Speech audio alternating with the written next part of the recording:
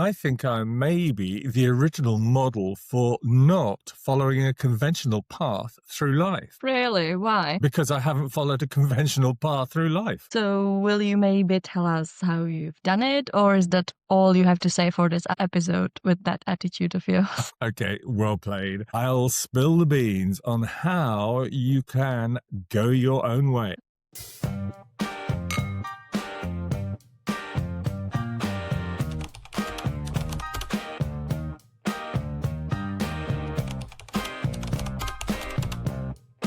You are about to be a part of Life Happens, The lifestyle podcast with an unusual combination of new perspective and seasoned experience. with Michelle R. Williams. And Nick Hurst, Come and join our conversation on all aspects of life, because life happens. but you can too.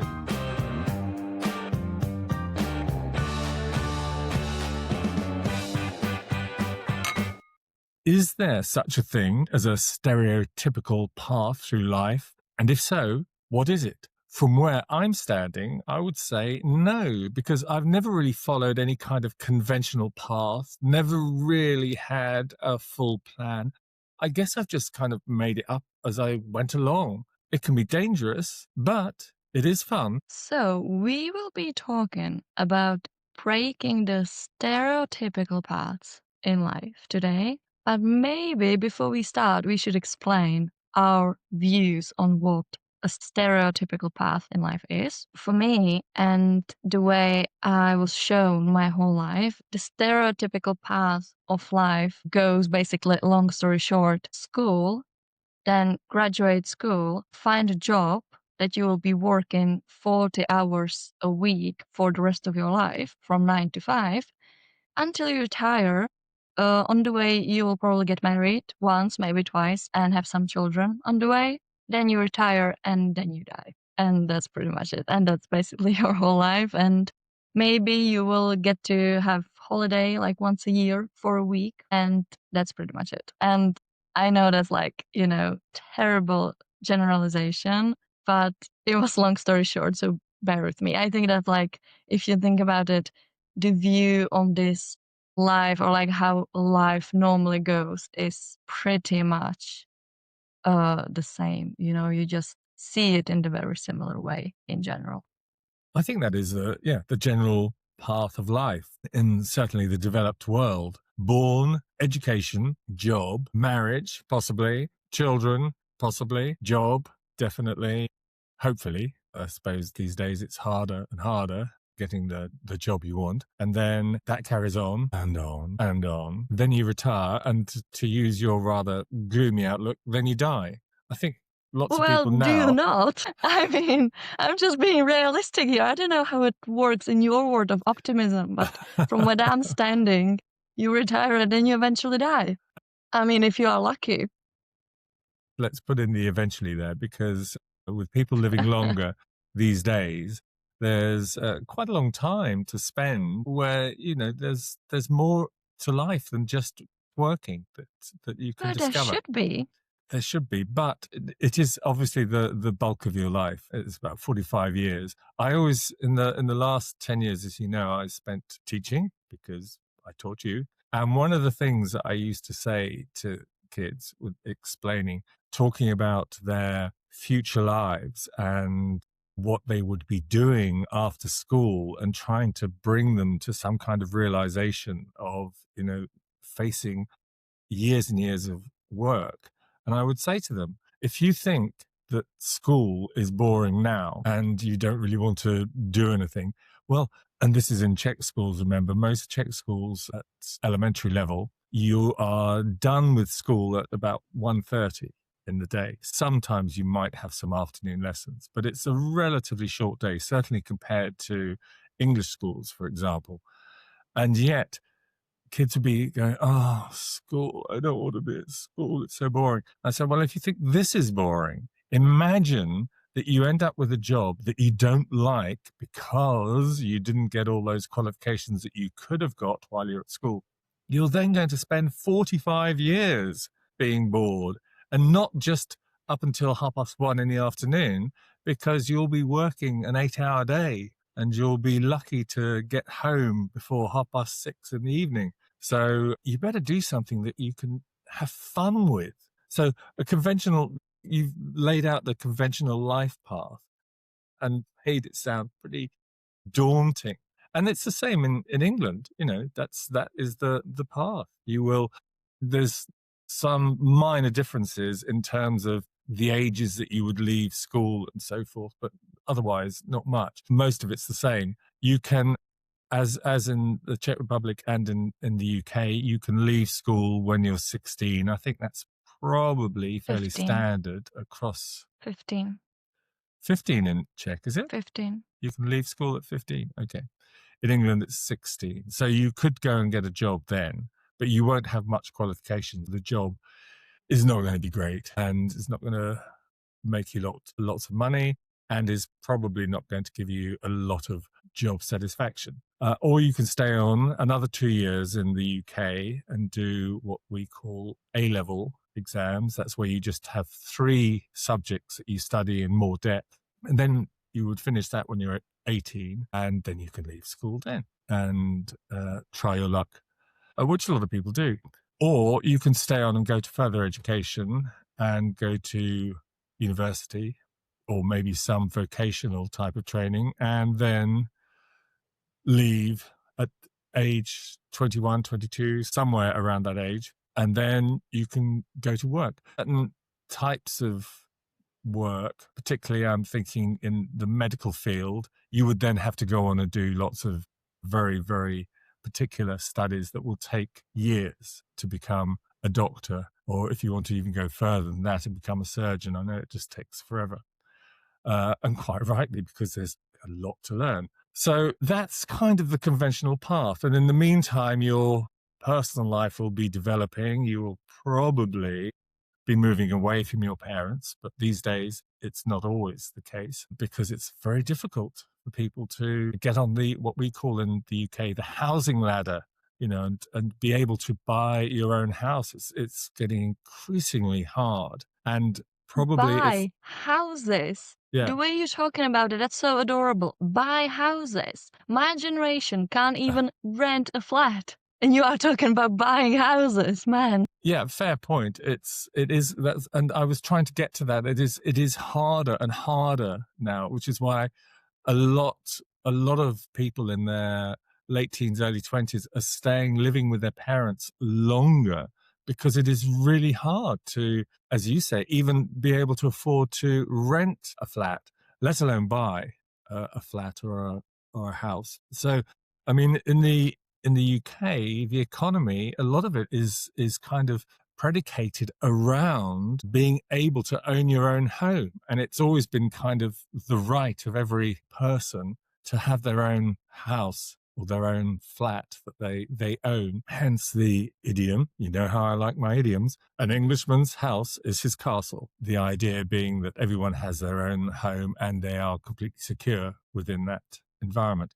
This I is getting wish. less and less true. And of course, as the population grows, for one thing, there's not enough houses or flats or places to live for everybody. It's getting much harder. So what we have there with the difficulties of being able to get your own place to live, if you're a young person, it's a generational difference because for a whole while, and again, I'm talking about the UK, coming out of the post-war austerity of the Second World War, and then coming through the 60s, which was quite a wealthy time for the people certainly in England, and then having the ability to own your own home became a very realistic prospect for lots of people. But now that's kind of going away again, where it's like we're regressing. So that's a kind of generational difference in terms of plotting a conventional path through life. You have to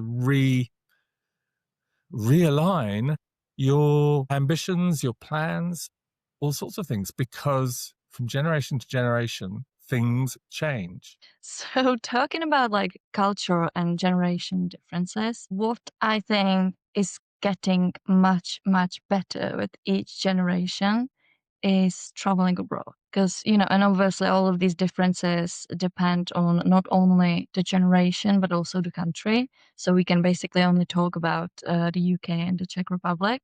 But in general, I have to say that I think it's getting better, and my generation is definitely more free in that area than the generations before. And for example, in Czech Republic during communism, and during, still Czechoslovakia, my grandparents, they couldn't even properly just go on holiday. They couldn't even travel freely. So doing something like moving abroad was absolutely unimaginable. And then I think it started changing a bit with the generation of my parents, again, depending on the age. But my generation is basically the first one that takes it almost for granted because we just know we can. We just know that it's easy for us. We just have the option to move abroad and travel across the whole world if we want and if we personally can. So I think, like maybe we can't afford having our own place, but at least we can travel. I mean, you have to think about positives. Why am I being the optimistic one today? It's interesting what you say about the travel thing, because it's almost incomprehensible to me, because the difference is about the freedom, and your parents and certainly your grandparents did not have that freedom to travel. If they wanted to go outside Czechoslovakia, as was, they would have to apply for permission, I think, and would Yeah. also be very unlikely to have that granted. If you didn't Because have connections, there was no chance that you will yeah, get that permission. and that of course is incomprehensible to English people, because we've not had that kind of regime ever that has been so restrictive. Having said that, if I go back a couple of generations of my family, there was no real traveling abroad at all. You could if you wanted to, but very few people did. My grandparents, for example, and I only ever had one set of grandparents. My maternal grandparents had both died before I was born, but my paternal grandparents, with whom we all lived together in this big house, my parents, me and my brother, and my grandparents, a couple of great aunts. So it was quite a big family unit, but we kind of lived separate lives, generationally. So my grandparents would have their annual holiday, and it would be somewhere on the south coast of England. They would never dream of going abroad. And my grandfather never did. I think my grandmother, before she was married, went to Turkey once because there was friends of the family there, of her family, and they never flew in an aeroplane at all. So that was a generational thing. And holidays abroad for Brits started really in the 1960s. And then it kind of grew and grew, and people would travel a lot more, and found that they could, because they would go to Spain, was a very, very popular place for Brits in the 60s, 70s, and 80s, particularly for package holidays. And because the exchange rates used to be very favorable to Brits, so it made Spain basically very cheap to go there, and you could buy a lot for your British pound. So people started traveling a lot. But going back to how you plan a path through life, and whether it's conventional or unconventional, I think some of it will come from your background, your family, and what the expectations and so forth that your family put on you. And also, how conventional is your family? How do they behave? How have they plotted a path through life? And again, you would take this back a couple of generations, because most people have contact with their grandparents and are often very, very influenced by their grandparents. And as I say, I actually grew up in the same house as my grandparents. And this was quite an unusual situation, because my grandfather had been part of this family who lived in the north of England in a county called Yorkshire. And they had this huge old house, really, really big house, because they were a wealthy family. And they had a big business throughout the county, where the Hearst family business that had run for 2 or 3 generations was owning lots of shops selling alcohol. In England, we call them off licenses. Good. And so they made their money out of drink, basically. And the family of my great grandparents, who had this, as I say, huge house, it was like a bit of a sort of small stately home called Moorgate Hall in a town called Rotherham. It's still there now, but it's now owned by an insurance company as their head office. And they lived in this house, and there were 9 children. My grandfather was one of 9 children. He wasn't the oldest, but anyway, somehow around 100 years ago, a little bit more than 100 years ago, the family started to hit hard times for one reason or another that's never been made quite clear to me.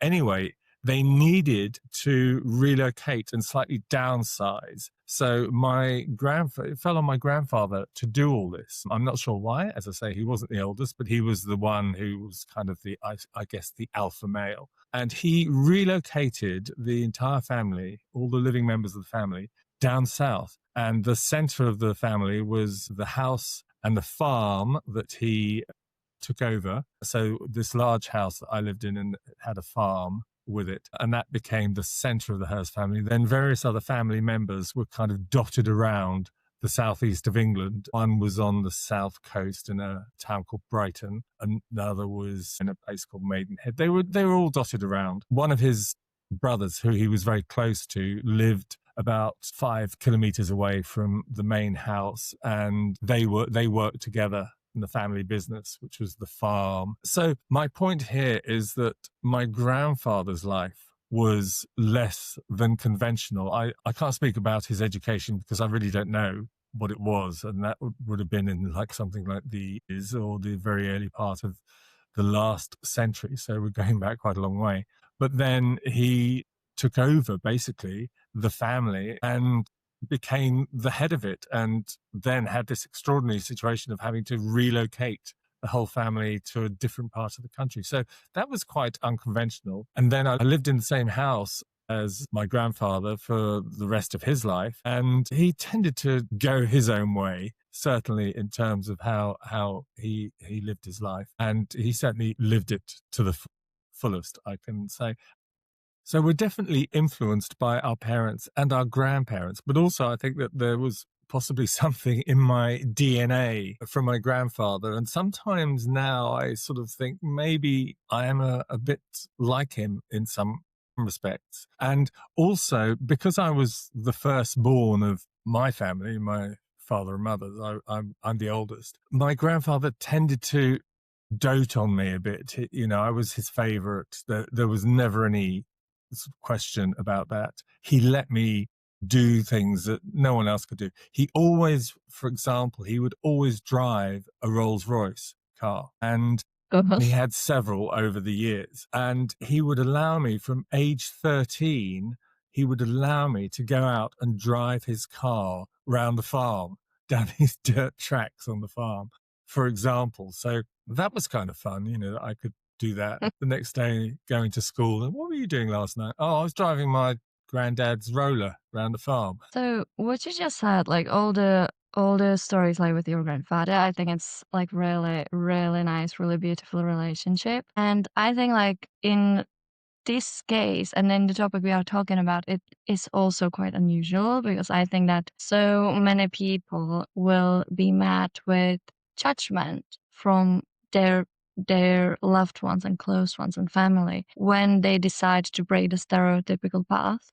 especially when so many generations followed the same path and suddenly one of them decides to break it. I think there is a lot of judgment, which I mean, I really experienced some of this judgment lately. And, it's not because my family or the people in my family are bad people. But what I noticed about that is that it often goes with lack of experience or lack of open-mindedness. And I noticed it usually means they are scared of it themselves. Like when I came up with the fact that I want to live abroad, I want to move abroad. And people weren't really happy about it, but then I found out it was because they know they could never do it.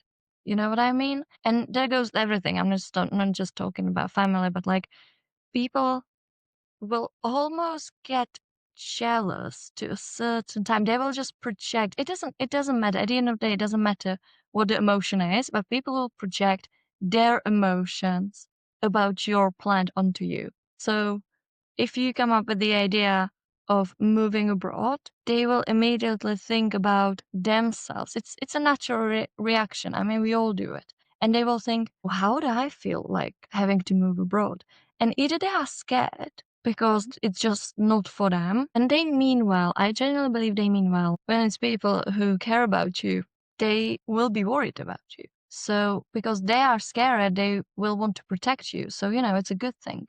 But at the same time, projecting their feelings onto you is not really comfortable. I mean, you know yourself, you know what you want, and you can't be stopped by fear or judgment or lack of open mindedness of people around you. And I think it's a lot of a generational thing because they couldn't. That's what I was talking about. My grandparents couldn't even properly travel. So moving abroad for them is just this very crazy fantasy. And so they know they won't be able to do it. So they are scared and automatically think that because they can't do it, you can't do it. Or then also, I think people can be very jealous of that because when you are young, when you're in your 20s, you don't really have anything to hold you back. You can do whatever you want. You can move abroad, you can move there, you can travel. And people who already have a job, have a house, a family, it's not that easy for them. So I think jealousy can play a huge role in this too. So unfortunately, your family will have a lot to say to you when you decide to break the stereotypical path in life. And it's not just with like moving abroad or traveling, but it's with everything. It's when you are the first person in your family to decide to have a certain career or not follow the career path of your father or of your parents, or if you decide not to have children, or if, I don't know, maybe you have like different orientation or like you just view your life differently. And every time you make this drastic change that no one in your family has ever done, you will be met with certain reactions. That's just how it is. There's no doubt that we're all terribly influenced by our parents and our parents' expectations, maybe to a certain extent, other generations of our family. But I think you'll find that generally what tends to happen is that your parents will place expectations on you based on their experience of life. Whereas your grandparents, if they are part of your life and an influential part of your life, which is often the case, as we've just been talking, whereas your grandparents, if they are still a part of your life and an influential part of your life, they will probably have a more liberal, a more open approach to it, because that kind of is how it works with grandparents. You can have all the joy of having kids, but then you can give them back when you get That's bored with them. perfect. So that's why often you'll have that slightly more open relationship with a grandparent or other, because you can discuss things with them in a way that you can't discuss them with your parents. And I know I've talked about my grandfather, but my grandmother, again, we're all living in the same house, so spending time together on a regular basis. And my grandmother I was very close with her, and she was constantly offering me advice, but not in a kind of pushy way. When I look back on it, it was just things that she would sort of seep into the conversation almost subliminally. And, I realized how much I've been influenced by her over the years. Whereas whilst I had a good relationship with my parents for the most part, I really felt a lot of the time, especially as I was growing up and getting into my teens, that they just didn't get me. And they didn't kind of understand the sort of things that I wanted to do, which were basically sort of party and stuff. And so I went to university and did this rather strange hybrid course, mix of drama and education. And it left me in a position where I could then go into either being a teacher or of drama, that would be, or go into the acting world and all the different professions there. When I started this, I only ever wanted to go into acting. That was completely my plan. But of course, it's not quite as simple as that. It's not, there isn't like you just apply for an acting job and you get it. It's based on all sorts of weird and wonderful things. And the main one being talent. Are you any good? And how do you prove that? Well, I had an edge. I remember thinking about this at that time after I'd left university, and I did drift for a couple of years because I didn't know how to break into the acting world.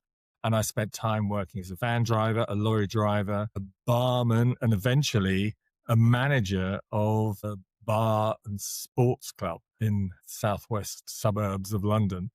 And it was while I was there that finally the penny dropped, because I realized you need an edge. We all need something that we've got that maybe not so many other people can do. That gives you the edge. Mine was da, da, da, puppetry. I had been working with puppets since I was about 5 because my mother had for a while, and actually while she was pregnant with me, been a professional puppeteer for a company that made string puppets, marionettes in England called That's so Pelham's. cute. I'm sorry.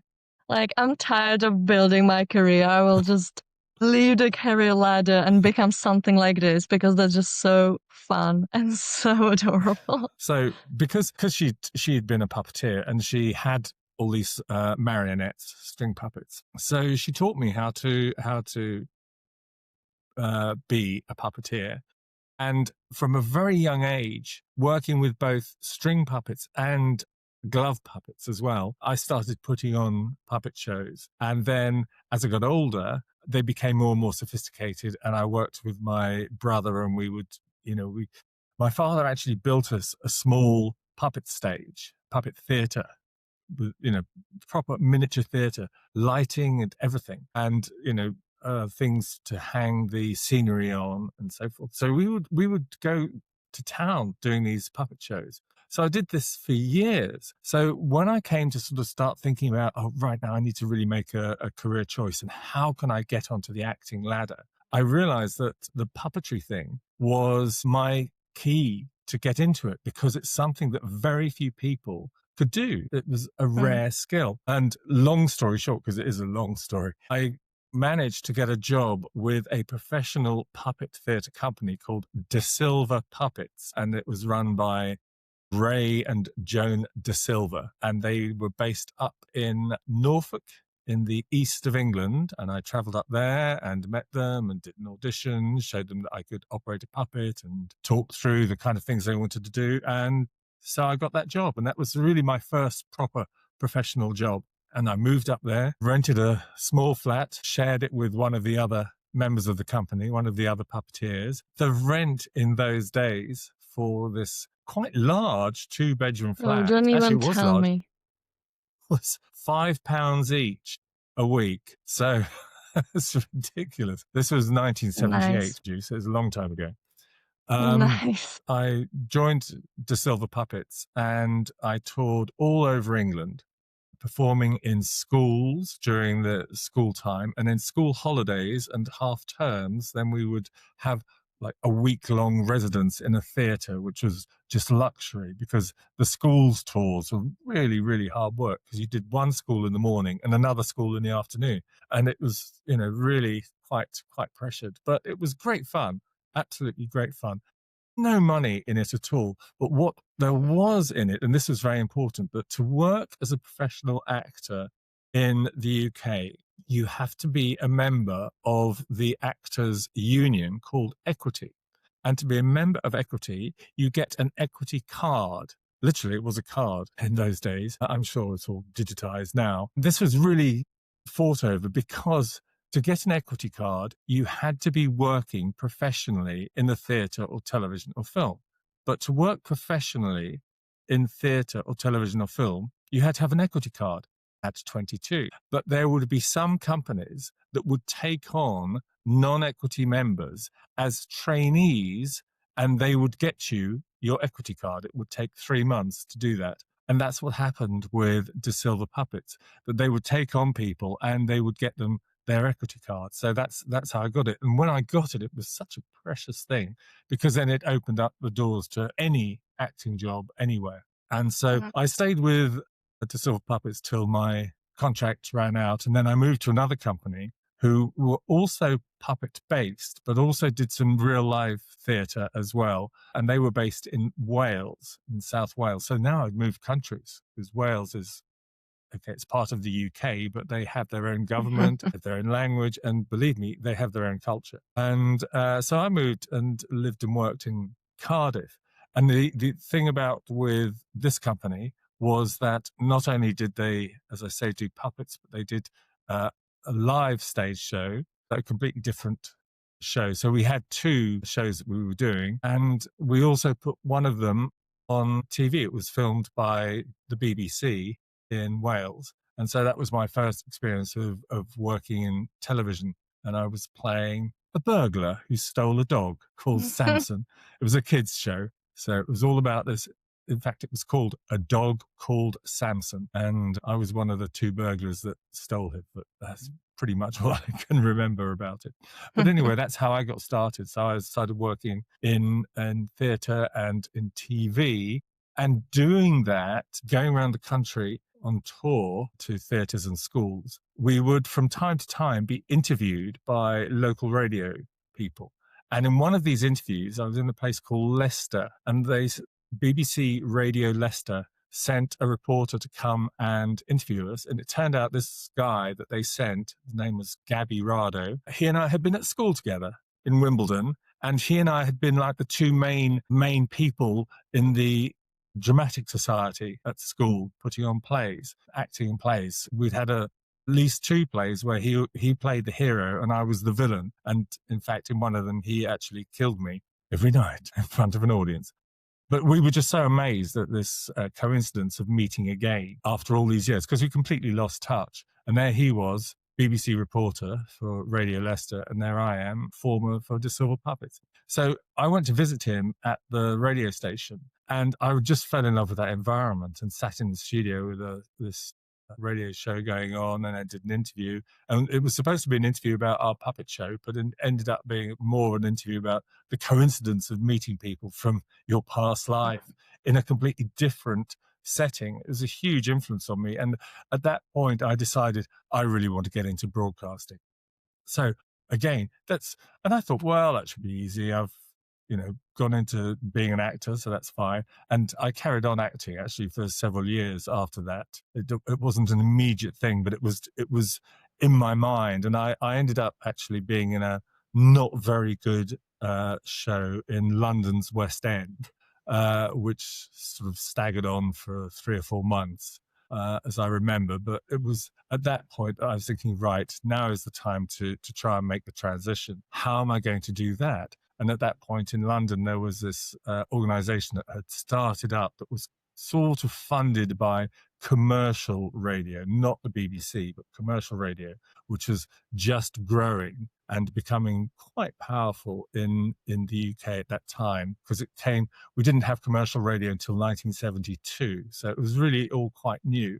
And there weren't enough people to work in it. So they started this organization called, well, not organization, but a school, the National Broadcasting School, it was called, to train people to be broadcasters, presenters, producers, and so forth, working in radio. And also it gave you some skills for TV as well. And I paid my way through a 3-month intensive course from there.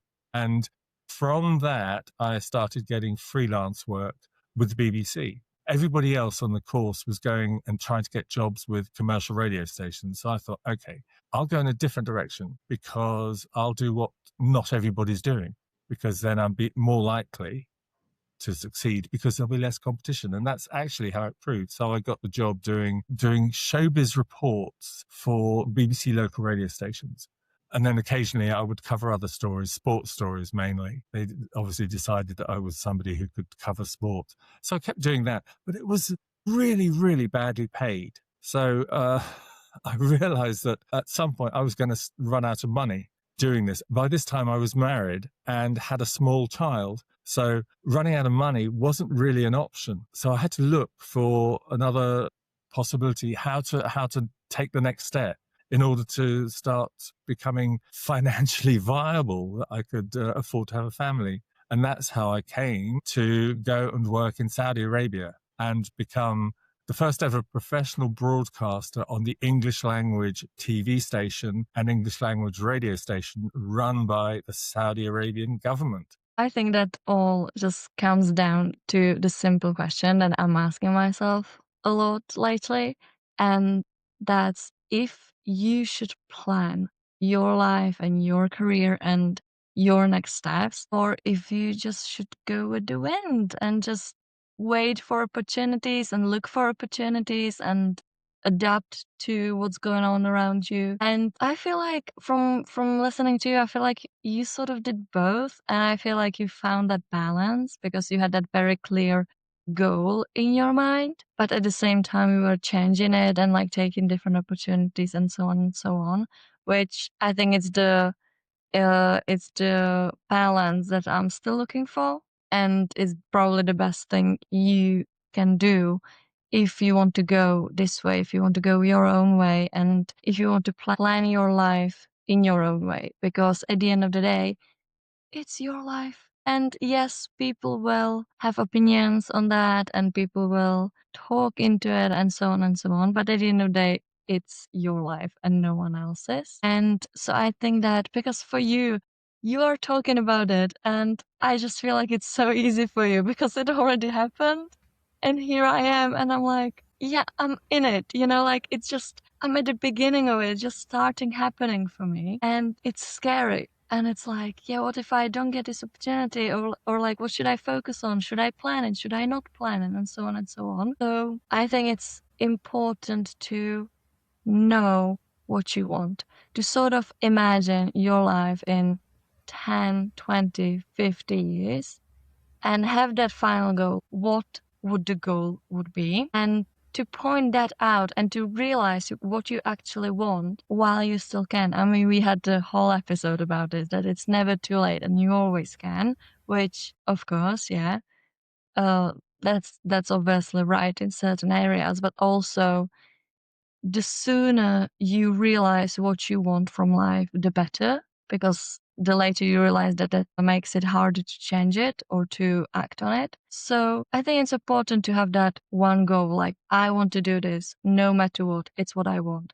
But at the same time, being adaptive and taking different opportunities, because clearly you are doing so many random things, like literally random, but at the end of the day, it kind of got you to that final point. Maybe not in the way you imagined, but it did work. You certainly didn't end up in a boring office job from 9 to 5 thinking, oh, I used to want to do this. I used to want to be an actor and a broadcaster and so on and so on. You just got that in one way or another. So I think that's great. And everyone who wants to go their own way and they want something like that from life should hear it. And I love hearing these stories because, like, on one hand, it makes me like, "Oh, gosh, I still have all of this ahead of myself. Still have to work through all of this, which is so exhausting just thinking about it.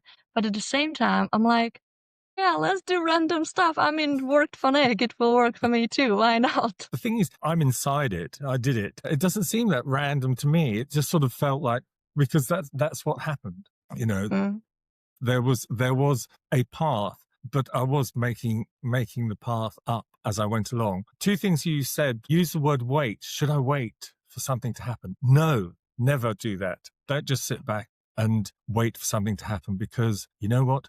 Nothing will happen. Then you use the word adapt a few times. That's really important. And you really do have to be adaptable. And that can be very hard for some people. Some people are very uncomfortable with moving out of their comfort zone. It's kind of uncomfortable by definition.